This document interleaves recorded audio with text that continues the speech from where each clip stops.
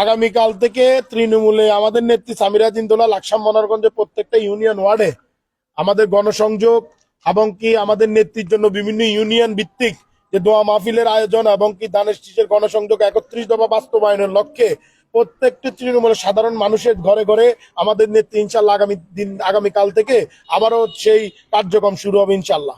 আপনাদেরকে আরেকটা কথা বলি, আমাদের নেতৃবৃন্দের উদ্দেশ্যে আপনারা সবাই ধৈর্য ধারণ করেন। ইনশাআল্লাহ শেষ পর্যন্ত ধানের শীষ দেশনায়ক তারেক জিয়া আমাদের নেত্রী দোলাজিমকে ইনশাআল্লাহ দিবে। আপনারা কেউ বিভ্রান্ত হবেন না ইনশাআল্লাহ। আমাদের নেতাকর্মী যারা আছে আপনারা আপনাদের মতো কার্যক্রম চালাই যান। কোনো হামাহামি কোনো গন্ডাগোল আমরা করতে রাজি নাই। ভদ্রভাবে যেভাবে চাওয়ার দরকার এইভাবে আপনারা বসছেন, প্রত্যেক ঘরে ঘরে যায়।